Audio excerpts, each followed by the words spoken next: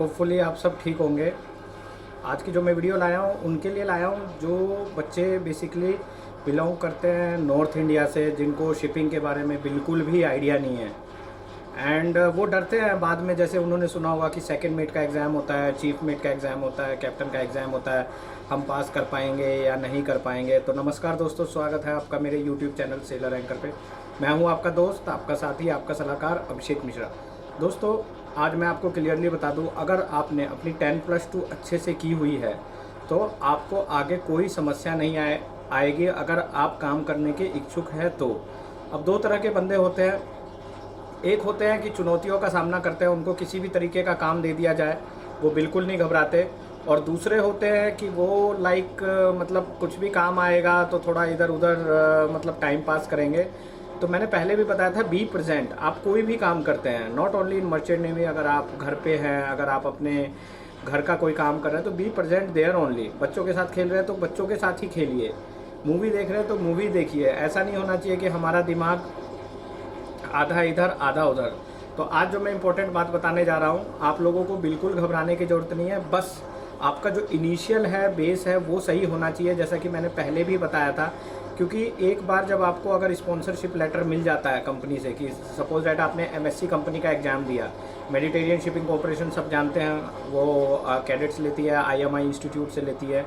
तो वो कब लेती है? वो पहले ही ले लेती है। ऐसा नहीं है कि कोर्स करने के बाद लेगी, क्योंकि कोर्स करने के बाद आपका फिर समस्या चालू हो जाता है कि कंपनीज जल्दी नहीं लेती। सब कंपनीज पहले ही सेलेक्ट कर लेती है डीएनएस कोर्स के लिए। इसके लिए मैंने पहले भी बताया था, डीएनएस और जीएमई, ये दो कोर्स आपके लिए गोल्डन अपॉर्चुनिटी है अगर आप शिपिंग में आना चाहते हैं तो।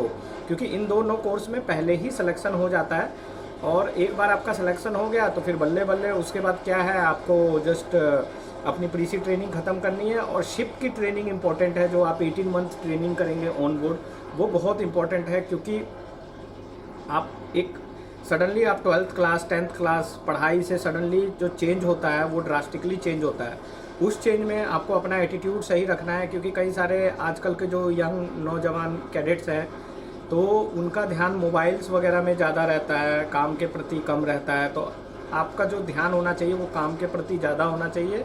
क्योंकि यही आप देखो, 20 ईयर के होंगे आप, ऑलमोस्ट 20 से 40 ईयर तक आपके पास अच्छा मौका है, सुनहरा मौका है कुछ कर दिखाने का, कुछ करने का। तो आपको घबराने का बिल्कुल ज़रूरत नहीं। जो बेसिकली जो यूपी और बिहार के जो अपने स्टूडेंट होते हैं बहुत ही होनहार होते हैं। अगर आप किसी भी प्रोफेशन में चले जाइए, भले ही वो आईएएस हो, यूपीएससी हो, या कोई भी प्रोफेशन हो, डॉक्टर हो, इंजीनियर हो, किसी कंपनी का जीएम हो, इवन मर्चेंट नेवी में अगर आपको टॉप रैंक पे मिलेंगे तो ज़रूर मिलते हैं यूपी बिहार के लोग। ऐसा नहीं है कि वो बहुत रिच फैमिली से होते हैं, बहुत रिच बैकग्राउंड से होते हैं। ये तो एक बहाना है कुछ काम ना करने का। आप 12th में मेहनत करिए, अच्छे मार्क्स लाइए, आप सब ऑटोमेटिकली हो जाएगा। आजकल तो टैलेंट की कमी है। अब कुछ कहते हैं कि सर पैसे की समस्या हो जाती है, तो मैं मानता हूँ पैसे की समस्या है, पर यहाँ पर तो आपको 100% लोन प्रोवाइड किया जा रहा है। अगर आप कंपनी से स्पॉन्सरशिप है तो इंस्टीट्यूट आपको लेटर लिख के देगा, आपको लोन मिल जाएगा, तो आपकी ये समस्या भी ख़त्म हो जाती है। मान लो जैसे आप किसी कंपनी में सेलेक्ट हो गए, सपोज डैट आपने एमएससी कंपनी का एग्ज़ाम दिया और आपको स्पॉन्सरशिप मिल गई, और आपने मर्चेंट नेवी का भी, आईएमयूसीटी का भी एग्ज़ाम दिया, वहाँ से भी आपका क्लियर हो गया। उसके बाद क्या है, आपको अपना स्पॉन्सरशिप लेटर दिखाना है, बैंक में जाना है, आपकी जितनी फ़ीस होगी, जैसे मान लो सपोज दैट आपका सिलेक्शन हो गया, उन्होंने आपको आईएमआई भेज दिया, तो आईएमआई में जो भी आपका एक्सपेंसेस होगा वो आपको लोन मिल जाएगा। फिर जब आप शिप पे जाएंगे तो उसको पार्ट पेमेंट कर सकते हैं, अपना जो भी आपका खर्चा, मीन्स जो भी आपको स्टाइपेंड मिलेगा वो स्टाइपेंड के थ्रू आप पार्ट पेमेंट दे सकते हैं। तो ऐसा नहीं है दोस्तों, मैंने जैसा कि बताया, आपके अंदर लगन, क्यूरियोसिटी होनी चाहिए किसी काम को करने की, कर दिखाने की।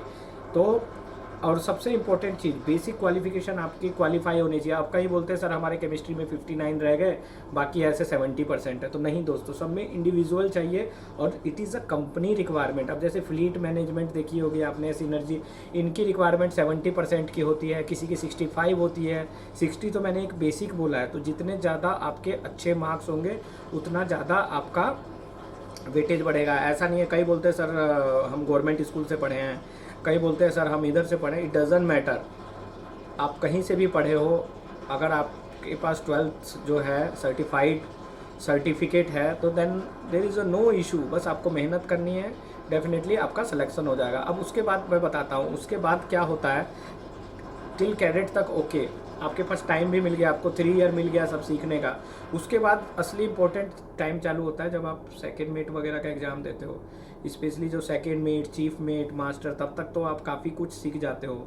दोस्तों ट्रस्ट मी, इवन जब मैं प्रीसी कर रहा था या उससे पहले भी, उसके बाद भी, हमने बहुत ऐसे बच्चे देखे हैं जो गांव से आए हैं, विलेज से आए हैं, और वो ज़्यादा बेटर कर रहे हैं। आज के टाइम में वो मास्टर हैं, चीफ ऑफिसर हैं, सेकंड ऑफिसर हैं, थर्ड ऑफिसर हैं।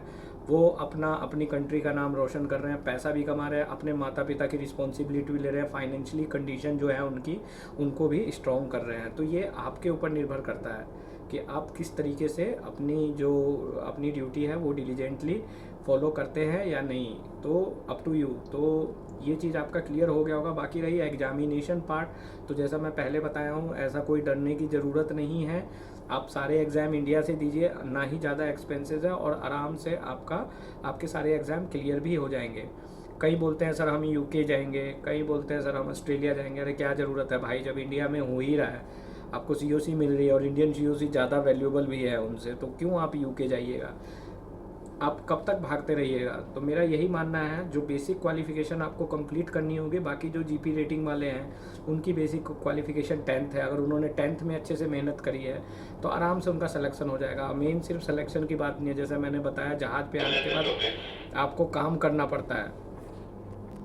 मेनली जो काम करोगे वही सबसे ज़्यादा इम्पोर्टेंट है। मेन आपका काम होता है, आप क्या काम कर रहे हैं, क्या नहीं कर रहे हैं। अगर आप काम ठीक से कर रहे हैं तो आप ज़रूर आगे बढ़िएगा। काम में काम चोरी है, या जैसे कि मैंने पहले एडवांटेज एंड डिसएडवांटेज की बताई थी, आप फैमिली के बिना नहीं रह सकते हैं, या फिर आपको सी सिकनेस की प्रॉब्लम है, या आपका मेडिकल इशू है, तो बिल्कुल ही इधर मत आइए इस प्रोफेशन में। मैं पहले ही बता रहा हूँ, स्पेशली होम सिकनेस ऐसी चीज़ है, मैंने काफ़ी लोग देखे हैं। Even I was also home सिक।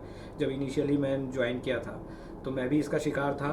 तो ये तो बहुत डिफ़िकल्ट हो जाता है एक बार, अगर होम सिकनेस टाइप का अगर आपको आना चालू हो गया।